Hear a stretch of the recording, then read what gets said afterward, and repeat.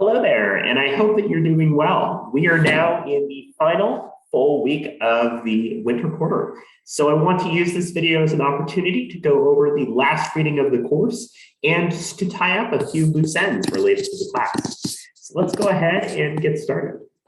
So for this final week, I'd like to talk a little bit about the remaining assignments, the Lloyd reading, and then thinking a little bit about the limits of listening. The question posed for this week's unit is, what are the limits of listening? We've talked about how listening is a great way for people to better understand and to communicate with one another, but listening's not perfect. And there are some things we need to think about on the constraints of listening and how we compare listening with action more broadly.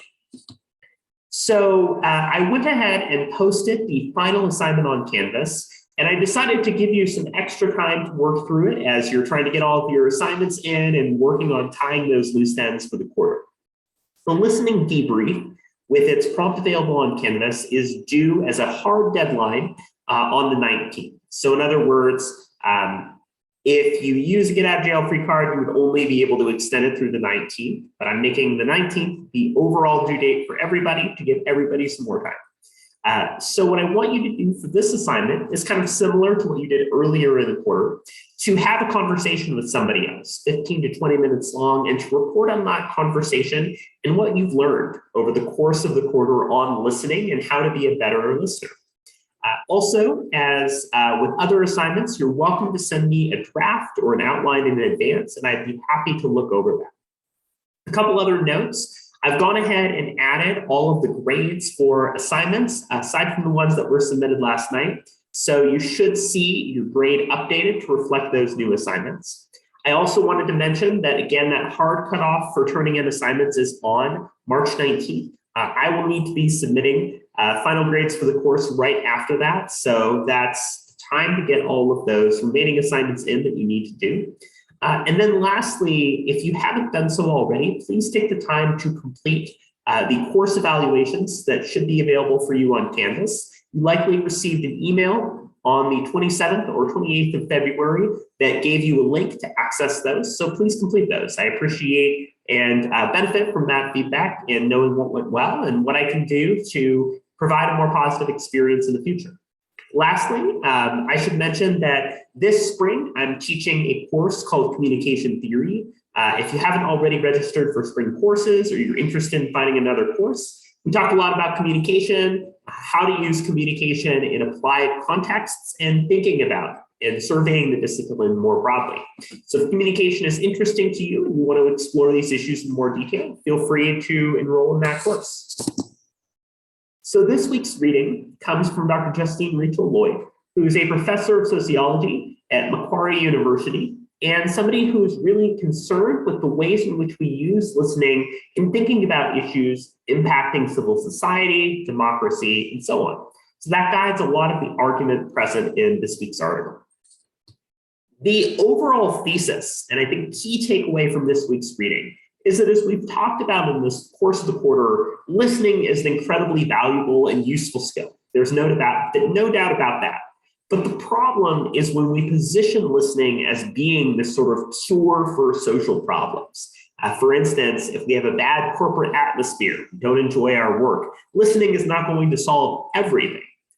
In fact, if we focus on listening as the solution to every problem, we risk individualizing or personalizing it. We risk making people feel responsible for issues that might be impacting an organization over the structural or behavioral changes that might be needed to be put in place more broadly.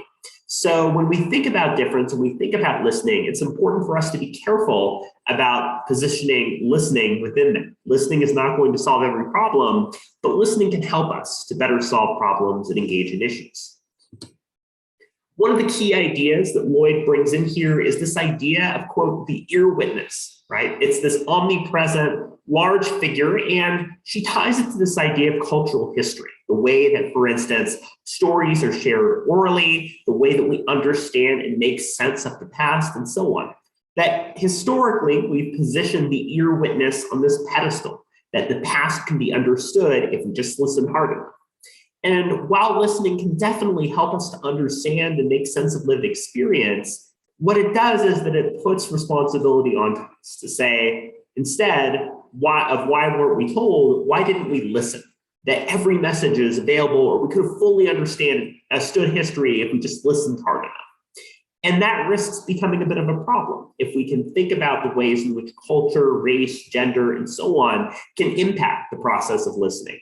That not everybody has access or the ability to participate in listening in the exact same way. So we need to situate and put in context some of those more complicated elements of listening. So major concern that comes out of this article, right, is the idea that listening is this sort of cure-all approach to engaging with people across difference. And while listening can help us to understand and engage with difference and provides that possibility, it does have its limits. You might think back earlier in the quarter to the idea of the public sphere that comes from Jürgen Habermas, the idea that there's sort of this town square or place for people to talk about the issues of the day. Pictured here, right, is the idea that the public sphere has definitely changed with people using social media to like, follow, and so on. But the idea that we have this forum for communication has been seen really highly. But what we've understood from the course so far is that there's differences in things like gender, race, disability, and accessibility, what we consider to be listening, to be a good listener, and who can actually engage in a listenable message. So for instance, if somebody doesn't have a seat at the table or the opportunity to listen and to be heard, right, listening is not necessarily going to benefit them. Interestingly, one of the ideas that comes from this week's article goes back to Ratcliffe, who did the work on rhetorical listening, and the idea that like eavesdropping, not in a face-to-face, like overhearing somebody kind of way, but in a broader way, where you're paying attention to the world around you, listening to the conversations and things that are going on all throughout the world, can help us to understand social difference and to engage with the world. The conversations are happening all around us, and kind of like an antenna that we have the opportunity to tune in. In other words, as Lloyd proposes, if we just focus on listening and we don't actually change our social relationships, that can be a big problem. For instance, if there are folks with disabilities who are advocating for making public transit more accessible, who are not able to board buses or have access to things like paratransit, right? And they're conveying and communicating their concerns, if somebody just says in response, for instance, at a city or state level, okay, we hear you, but don't do anything, right? That's not really going to address the fundamental concerns. So listening is useful for us insofar as it can motivate and help to direct us toward action. So in other words, one of the things then we can do in terms of focusing on listening is, instead of viewing listening as a cure-all for all of our issues, we can think about how listening can bring about moments of misunderstanding. We don't know what that person is saying, what their message means, miscommunication, where we're not properly conveying our thoughts or concerns, or misrepresentation, where somebody's ideas are not being reflected in the way that they should. And we should embrace those things, the idea that we don't listen perfectly, and we can understand and unpack why.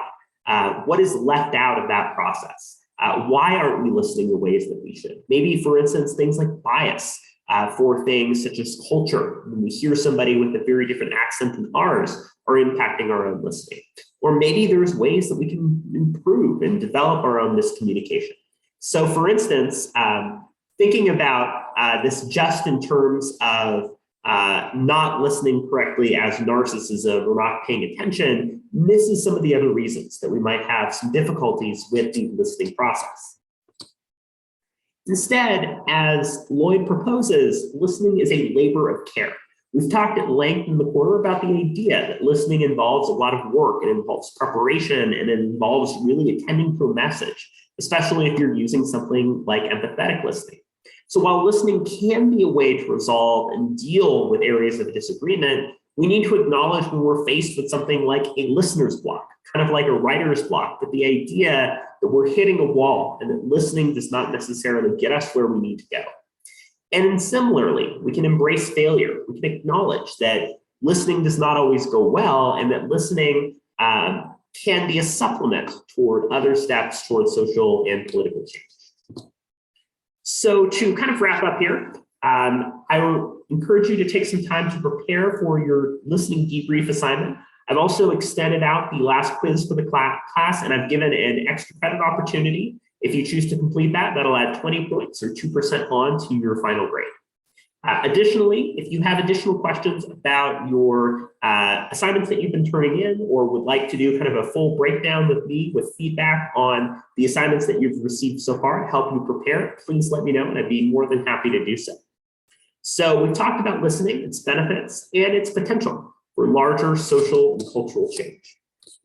To shift gears, to kind of more broadly wrap things up, I like to end each class that I teach by offering what I hope are some takeaways and things that you've learned from the course.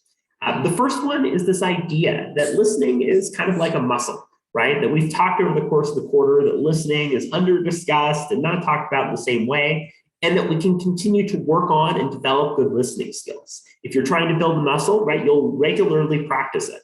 Or else it's not going to retain its strength. And in the same way, we have to actively practice and use listening over the course of our lives. Additionally, listening is situated, that listening is impacted by things such as context, situation, people involved, and so on, that listening is happening across differences, across different modalities and mediums such as Zoom and so on. And that while listening is a skill and a thing that can help us develop and understand each other better, it's not a cure, right? It doesn't solve every issue, but we can think about how we can use listening to serve action, participation, and understanding other issues better.